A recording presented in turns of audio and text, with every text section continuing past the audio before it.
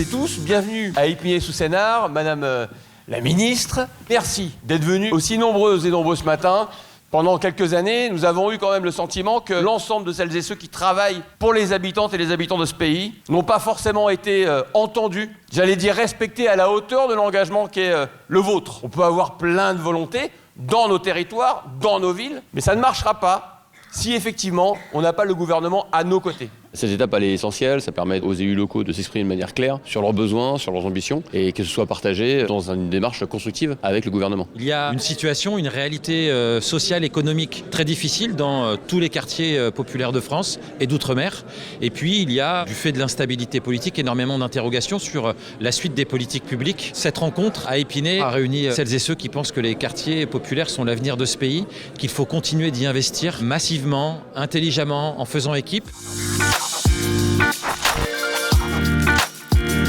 Appel d'Épinay-sous-Sénart. Les associations du bloc communal souhaitent interpeller le gouvernement et renouveler leurs attentes sur la méthode et les contenus des futures politiques de la ville et de cohésion sociale et urbaine. Nous craignons particulièrement l'extinction silencieuse de la politique de renouvellement urbain, alors même que les attentes n'ont jamais été aussi grandes pour transformer nos quartiers. J'ai entendu compétitivité, performance. J'y ai entendu aussi coopération. Ça, c'est nouveau. La première des politiques de la ville, la première des garanties pour qu'effectivement la République ne soit pas uniquement proclamée mais soit vécue partout, c'est le bon fonctionnement des politiques de droit commun et en aucun cas, parce que ça a déjà été observé ici et là, le retrait du droit commun au motif que la politique de la ville serait là pour le suppléer. Nous appelons le gouvernement à garantir la livraison des projets engagés dans le cadre du nouveau programme de renouvellement urbain et à renforcer la participation de l'État en pérennisant des financements pluriannuels et des modalités claires d'intervention de l'ANRU. Plus d'un an et demi après les violences urbaines de juillet 2023, la situation dans ces territoires, et vous l'avez dit toutes et tous, demeure tendue. Nous avons besoin d'alliances solides, de politiques publiques stables et d'un partenariat équilibré et renforcé entre associations et pouvoirs publics. Quand vous investissez 1 euro dans le sport, les études nous font apparaître que c'est 13 euros que vous faites économiser à la société. Nous avons une conviction, c'est qu'à chaque fois qu'un parent inscrit son enfant dans un club de sport, de rugby bien sûr, c'est une victoire pour la République. Investir sur les quartiers, c'est investir sur une France unie, solidaire. Soyons ambitieux pour la France de demain et je conclurai là-dessus.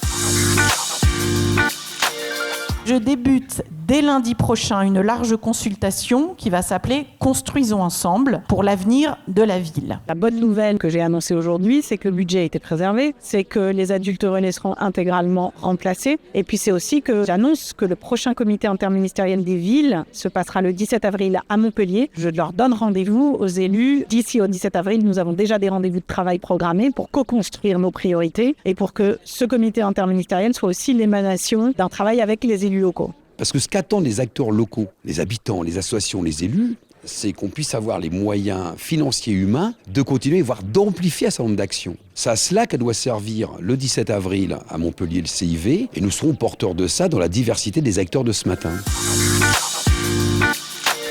Il faut continuer à dire prioritaire, parce que c'est des centrifugeuses des inégalités sociales. Il y a quand même l'un des pères de la politique de la ville, et c'est pas rien, donc M. Borloo. Cette politique, elle est toujours questionnée alors qu'elle porte ses fruits. On a cette chance, avec la rénovation urbaine, de pouvoir avoir une politique qui n'est pas une politique réparatrice, mais qui est une politique qui vise à éviter des problèmes qui s'accumulent après. Bon sang, quand on a une politique, enfin en France, qui cherche à résoudre des problèmes et à les éviter par la suite, gardons-la. La rénovation urbaine, c'est bien sûr l'un des outils essentiels de notre modèle français du logement. J'aurai besoin de vous, du soutien dont vous venez encore une fois de me rappeler la nécessité. Il faudra parler d'une seule voix, partager les mêmes convictions. C'est ce que j'ai essayé de faire sur le logement et la rénovation urbaine pour préparer le budget 2025. Ça s'est plutôt fait avec succès quand on connaît l'équation particulière qu'était la construction du budget 2025. Vraiment, ça n'a été possible d'obtenir ces avancées que parce que ça a été co-construit et partagé avec les acteurs. Je parle devant les parlementaires, ministres de la République, vous tous, vous toutes. Combien de milliards ont été piqués par Bercy au logement social depuis 10 ans ? Pardon ? Dans une indifférence générale. La ville et banlieue, c'est une merveilleuse organisation. C'est pas une organisation, c'est une famille en fait, dont on a plus besoin encore dans le débat public. On a la chance d'avoir là des ministres femmes d'ailleurs très remarquables. C'est le moment d'accélérer. Collectivement, on va y arriver, parce que on n'est pas le problème. On est la solution. Merci beaucoup.